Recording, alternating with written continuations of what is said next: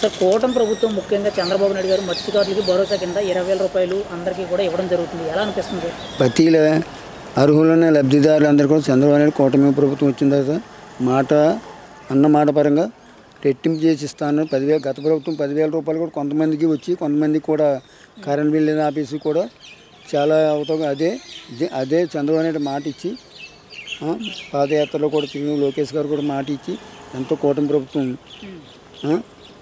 ఎంతో నమ్మకంతో ప్రజలు ఆదరణ చూపించినందుకు ప్రజలకి అనుకున్న పనులు నెరవేరుస్తున్నాయి. దాంట్లో ముఖ్యంగా మత్స్యకారులకు చాలా ఆనందంగా ఉంది.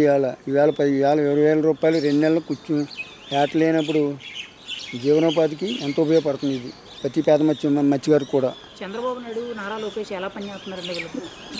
చంద్రబాబు నాయుడు గారు, లోకేష్ గారు, పవన్ కళ్యాణ్ గారు మొత్తం టీం అంతా క్యాబినెట్ అంతా బాగానే పనిచేస్తుంది. ఎమ్మెల్యేలు కూడా బాగానే పనిచేస్తున్నారు కూటమి ప్రభుత్వం.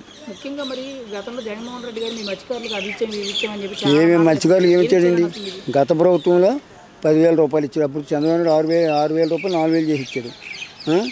ఇంకా ఈవేళ బీసీ కార్పొరేషన్ వల్ల మత్స్యకారులకు వాళ్ళని బోట్లని ఇంకా రకరకాల బీసీ కార్పొరేషన్తో ఎంతో అభివృద్ధి మత్స్యకారులకి చేయడానికి సంకల్పంతో ఉన్నారు. అంటే గతంతో పోల్చుకుంటే బెటర్గా ఉందా? గతంతో పోల్చుకుంటే చాలా బెస్ట్. ఇప్పుడు మరి జగన్మోహన్ రెడ్డి గారు రోడ్లు కానీ డ్రైనేజీలు కానీ ఇలాగ అభివృద్ధి విషయంలో చాలా సాఫీగా సాగుతుంది. పవన్ కళ్యాణ్ గతంలో రోడ్ల మీద వెళ్ళాలంటే ఓ ప్రెగ్నెంట్ అమ్మాయి వెళ్తే డెలివరీ అయిపోయింది. ఇవాళ హ్యాపీగా వెళ్ళొచ్చు. బళ్ళు కూడా కార్లు కూడా ఎంతో హ్యాపీగా ప్రతి విలేజ్లో కూడా రోడ్లు వేయడం వల్ల పవన్ కళ్యాణ్ కృషి చంద్రబాబు నాయుడు కృషి వల్ల ఎంతో అభివృద్ధి చెందుతుంది రాష్ట్రం. అవన్నీ గాలి పుకారు మాటలు విడిపోవడం అనేది ఇద్దరు కలిసి ఉండొచ్చు కూడా 10 సంవత్సరాలు 20 సంవత్సరాలు కూడా.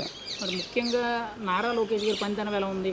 ఆయనది బాగుంది, పవన్ కళ్యాణ్ బాగుంది, చంద్రబాబు నాయుడు గారి బాగుంది, క్యాబినెట్ మినిస్టర్లు కూడా బాగుంది. మరి జగన్ గారు కూటమి ప్రభుత్వం ఫెయిల్ అయింది, పథకాలు ఇవ్వలేకపోతున్నారు. ప్రతిపక్షాలు ఎన్నో మాట్లాడతారు. బాగున్నామని బాగోలేదంటారు. ప్రతిపక్షాలు చూసి వీళ్ళు అభివృద్ధి చూసి వారలేకపోతున్నారు వాళ్ళు ప్రతిపక్షాలు. మరి జగన్ గారు సీఎం అవుతున్నారు, నాకు 40% ఓట్ బ్యాంక్ ఉంది, ఇప్పుడే కూటమి ప్రభుత్వం కూలిపోద్దని అన్నారు. ఎలా కూలిపోద్దని? పూర్తి మెజార్టీ ప్రజలు ఇచ్చారు. Mandate 164 seats. కూటమి ప్రభుత్వం కలిసికట్టుగానే పనిచేస్తున్నారు, కలిసికట్టుగానే ఉంటారు. ఇప్పుడు అడుగుతున్నారంటే జగన్మోహన్ రెడ్డి గారు మళ్ళీ ముఖ్యమంత్రి అవుతారంటారా? ఏమండి, ప్రజల మ్యాండేట్ చంద్రబాబు నాయుడుకి ఇచ్చారు. ముఖ్యమంత్రి ప్రజలు తీర్పు తట్టు అవుతారు. ఇప్పుడు ప్రస్తుతానికి అయితే 15 ఏళ్ళ వరకు గౌరవ ముఖ్యమంత్రి వర్యులే అవుతారు. నారా చంద్రబాబు నాయుడు గారు, పవన్ కళ్యాణ్ కూడా కలిసి ఉంటారు. వాళ్ళందరూ కలిసి పనిచేస్తారు. ఒక్కోటి చేస్తున్నారు. రాష్ట్ర ఆర్థిక పరిస్థితి కూడిపోయినప్పుడు ఏం చేస్తారు? ఒక్కొక్క పథకం ఇంప్లిమెంట్ చేస్తున్నారు. సూపర్ 6 ఇవాళ 3 పథకాలు ఇచ్చాడు, ఇంకో రెండు పథకాలు రేపు ఇస్తాడు.